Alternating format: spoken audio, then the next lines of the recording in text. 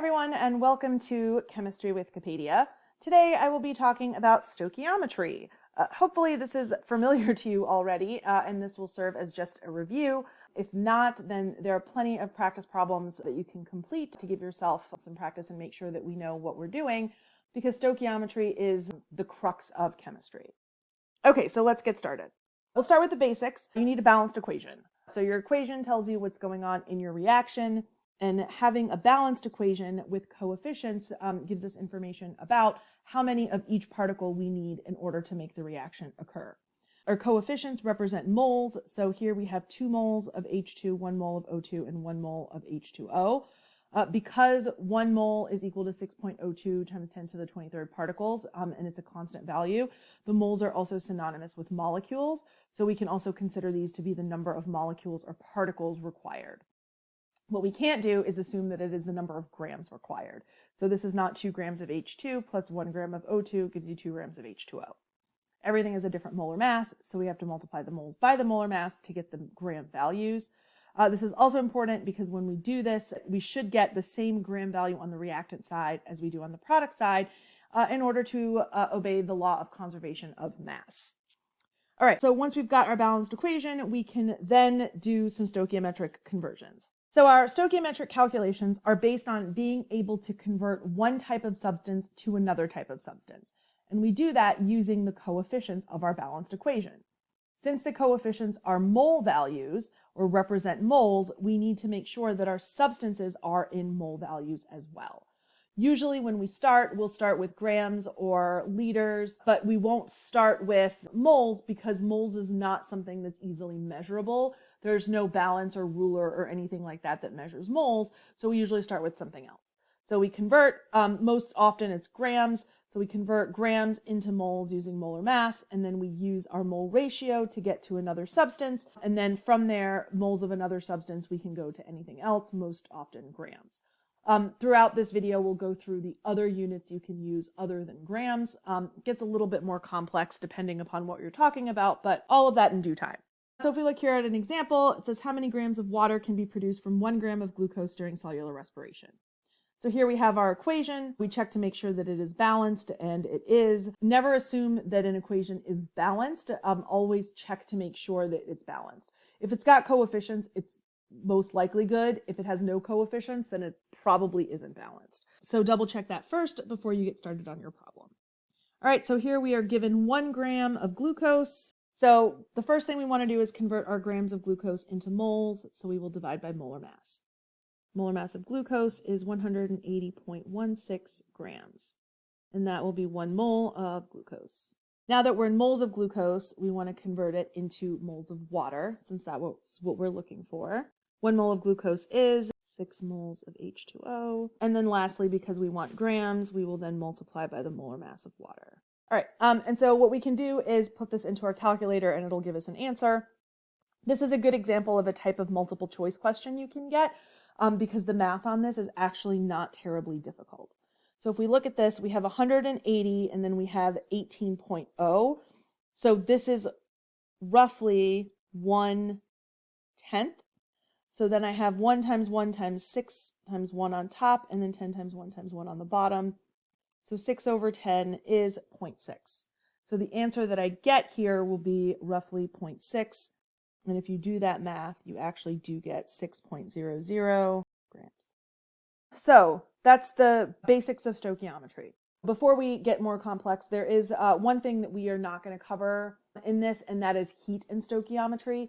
We'll talk about heat when we talk about thermodynamics, but even though heat is energy and not technically a part of a balanced equation, heat can be transferred during a chemical reaction, so we can treat it like a reactant or a product and use it in our conversions. So for example, we can look at questions like this: how much heat is produced when 2 grams of hydrogen react with an excess of oxygen to produce water, given the heat of reaction?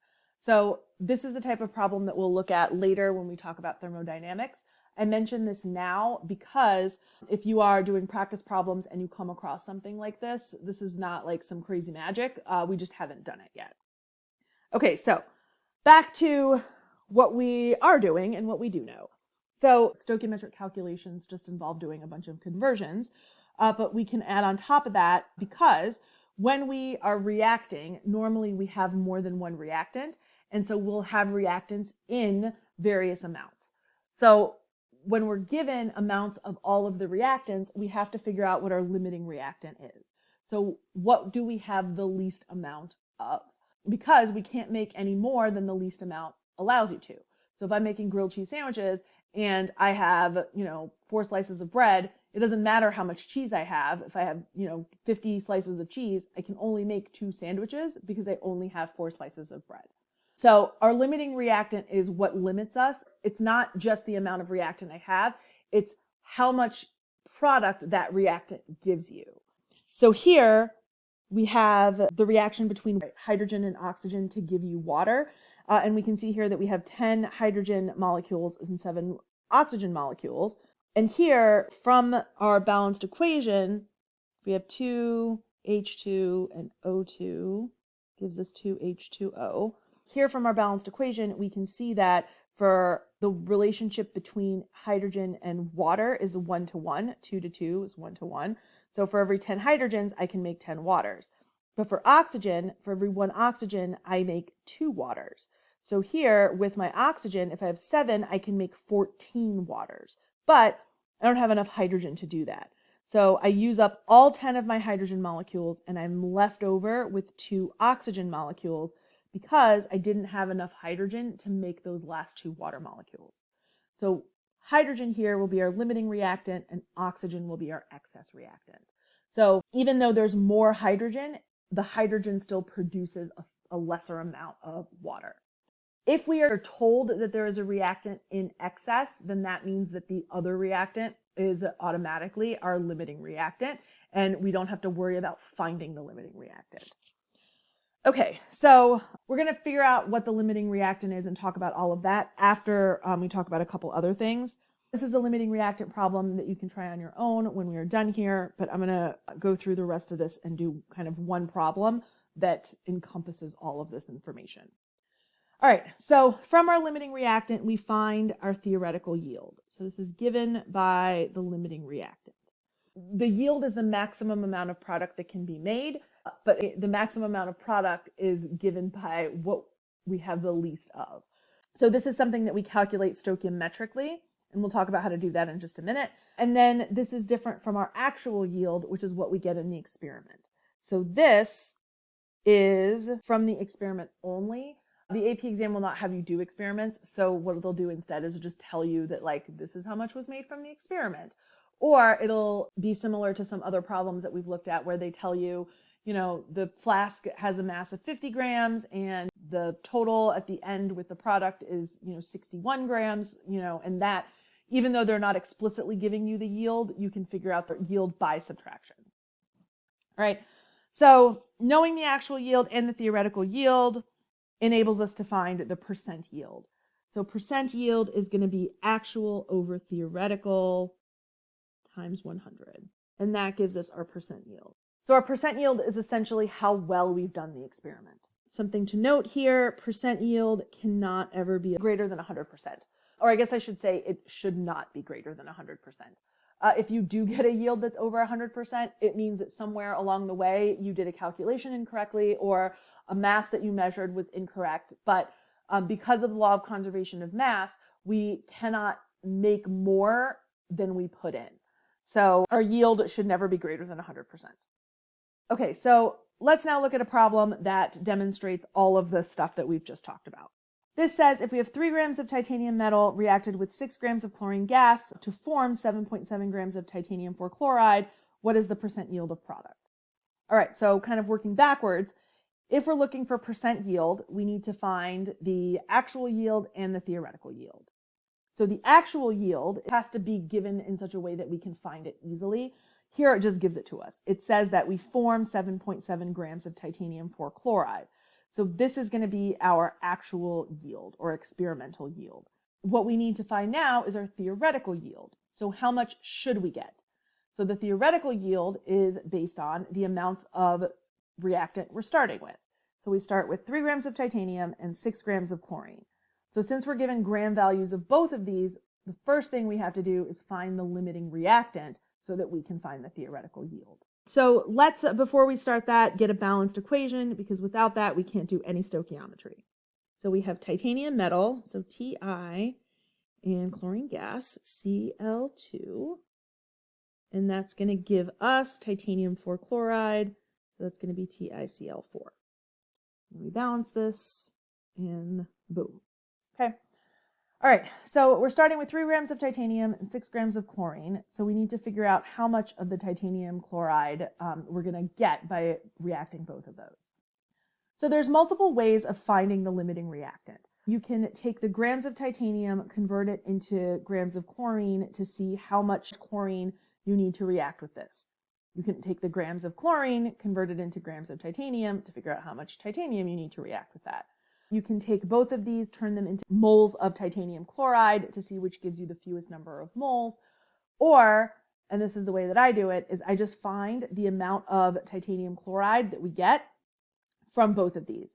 So I just set up 2 stoichiometry problems and I solve both of them for grams of titanium chloride. It's a little bit more work on the front end, but it's less work on the back end, because if you do it any other way, you still have to do more calculations to figure out what the gram value is of that titanium chloride.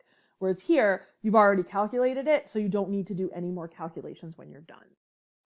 All right, so if we just do some stoichiometry here, we have 3 grams of titanium, and we're going to convert this into grams of titanium chloride. So the molar mass of titanium is 47.87, and that's 1 mole. Now we do mole ratio, and then finally, we will multiply by the molar mass of titanium chloride. All right, so we put all this into our calculator and we get 11.9 grams of titanium chloride.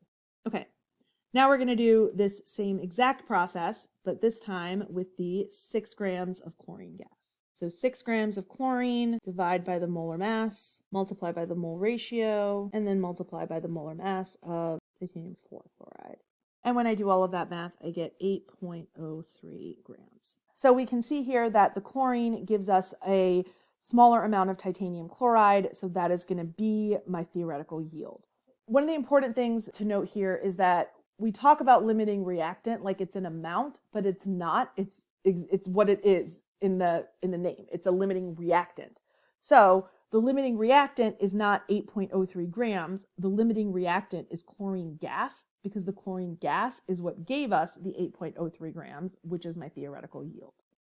Okay, so now that I have my theoretical yield, I can take my actual yield from up here, that 7.7 grams of product, and I can divide it by that mass that I should get, that theoretical yield, and then multiply by 100, and I get here a 96% yield. So whoever did this experiment did a pretty good job. Hooray and huzzah. Okay, so this is the basis of everything. So expanding upon this, if we're just looking at mass, then we can do all of this and everything is great. In addition to mass, we can look at volume as well. So for volume, if we're looking at gases, it's a little bit different than if we're looking at solutions. So let's first look at what happens with volume of gases. So with gas stoichiometry, we use, you guessed it, PivNert. Anything dealing with gases, it's always your best bet is to try PivNert and see what happens. But essentially, if you are given, pressure and temperature, and you're trying to find moles or volume, then you can use PivNert to find one or the other. So if you are needing to find moles, you can plug into PivNert, solve for moles, and then do moles to mole ratio to whatever you're looking for. If you are starting with moles, trying to get to volume, then you can do moles to mole ratio to whatever moles of substance you're looking for, and then plug in to solve for volume. So you can go one way or the other depending upon the information that's given to you. In the past, we've used 22.4 liters is equal to 1 mole. That statement is true, but only at STP. So if your conditions are 0 degrees Celsius, which is 273 Kelvin, and 1 ATM, then you can just plug into your calculations just 22.4 liters over 1 mole or vice versa. If you don't want to do this, if it's just easier for you to just forget about that, that's fine too. Because if you plug it back into PivNert, you'll get the same thing. In fact, if you take this PivNert equation and you plug in 1 atmosphere here, you plug in 1 mole for N, you use the correct R and you plug in 273 for temperature, the volume that you get, shock and surprise, is 22.4 liters. So it's not magic, it's science. So use this if you want. Pivnert will always work if you don't. All right, so an example of this is here. The alkali metals react with the halogens to form ionic metal halides. What mass of potassium chloride forms when 5.25 liters of chlorine gas at 0.95 atm and 293 Kelvin reacts with 17 grams of potassium? Okay, so here we have a lot going on. So let's first start with a reaction. So we are reacting a metal with a halogen to form an ionic metal halide. So we're starting with potassium and chlorine gas. Don't forget your Brinkelhoffs. And we are getting potassium chloride, which is going to be KCl. 2 here and 2 here. So this is our balanced equation. And we're trying to find the mass of potassium chloride. So we're given 2 pieces of information here. We're actually given a lot. So for chlorine, I know all of this. And then for potassium, I know that I have 17 grams. So I have liters, I have atmospheres, and I have Kelvin. So I can plug that into the Pivnert equation to figure out the moles of chlorine gas. Once I know the moles of chlorine gas, I can use my mole ratio to figure out the moles of KCl and then use that to figure out the mass of KCl. Here for potassium, I don't have to do anything. Well, I do, but I don't have to do anything special. It's just a straight conversion problem. Okay, so let's Pivnert first. So for the chlorine, I have PV is equal to nRT. And so this is going to be, my pressure is 0.95 atm. My volume is 5.25 liters. N is what I'm solving for. Because I am using atmospheres, my R is 0.08206 liter atmospheres per mole Kelvin. And then my temperature is already in Kelvin, so I don't have to convert. So here for N, when I do all of this math, I get 0.207 moles of chlorine gas. So now what I can do is I can take those moles of chlorine gas and I can convert my chlorine gas into grams of potassium chloride. So if I look at my conversion here, I have 1 mole of Cl2, 2 moles of KCl, and then the molar mass of KCl is 74.55 grams. All right, so when I do that, I get 30.9 grams of KCl. All right, now I'm going to do the potassium, which is significantly easier. 39.10 grams of K over 1 mole of K, and 2 moles of K, 2 moles of KCl, and then multiply by the molar mass. And when I do this math, I get 32.4 grams of KCl. All right, so limiting reactant is going to be chlorine gas because it only gives me 30.9 grams of KCl. So that is going to be my theoretical yield. So that is volume with gases. We can also do volume with solutions. So let's take a look at solution stoichiometry. Here we have a bunch of problems that you can work on your own. The answers to all of those can be found on my viewpoint. Okay, so for solution stoichiometry, we are going to start with some molarity of something. So we'll be given, instead of the grams of a substance, we'll be given the molarity of that substance. We can still find the moles from the molarity by using the volume. So if I'm given 15 milliliters of a 5 molar solution, I can figure out how many moles are there. I can also go the other way around. I can start with some, value that I want, some gram value that I'm looking for, and I can convert that into moles and then use the molarity to figure out what volume of solution I would need in order to get that amount. Like I said, this is just a conversion again. So like we have X number of moles would be equal to 1 liter. So let's take a look at this example here. How many milliliters of a 0.5 molar Ag2SO4 solution will react with excess Al to produce 11 grams of Ag? Aluminum sulfate is also produced. So as always, we need a reaction first. I have Ag2SO4 reacting with Al, and then it's going to produce some Ag, and then also produces aluminum sulfate. So that's going to be Al2SO4 3. So let's balance this. I have 2 aluminums here, 3 and 6. All right, so it says how many milliliters of this solution do I need to produce 11 grams of Ag? It says here that I have an excess of Al. That's awesome because that means that I don't have to find the limiting reactant. The amount that I need is given to me just by this value here that I'm given. So I have enough Al to give me however much I want. So here, since I want 11 grams of Ag, that's where I'm going to start. The temptation is to start with the molarity here, but I can't do anything with this molarity because I don't know the number of moles of Ag2SO4, nor do I know the volume of Ag2SO4. So I can't start with the molarity because I don't have any information with which to calculate something. So let's find something to calculate first. So we'll start with 11 grams of Ag. All right, so since I'm trying to figure out the amount of this Ag2SO4 solution, I need to get this 11 grams into moles of Ag2SO4. So this is simple conversions. So I'm going to take my silver and I'm going to divide by the molar mass of silver, which is 107.87 grams of Ag is 1 mole of Ag. And now I'm going to use my mole ratio.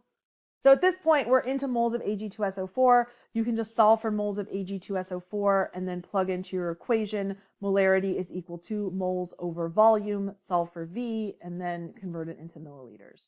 Or, because we know that this 0.5 molar is just 0.5 moles in 1 liter, I can use that as a conversion. So I have 0.5 moles in 1 liter of solution. It doesn't matter if you put it in here and do it all in one step or if you separate it out, you're going to get the same answer because that's just how math works. And then the very last thing I'm going to do is times 1,000 milliliters because it says milliliters, not liters. So now I just do my math and here I get 102 milliliters of the 0.5 molar Ag2SO4 solution. Hooray and huzzah. So that's all the stuff with stoichiometry that we need to know for now. There's a practice problem that you can do on your own, and that's it. This has been another episode of Chemistry with Wikipedia. I hope you learned something, and until next time, keep on chemin'.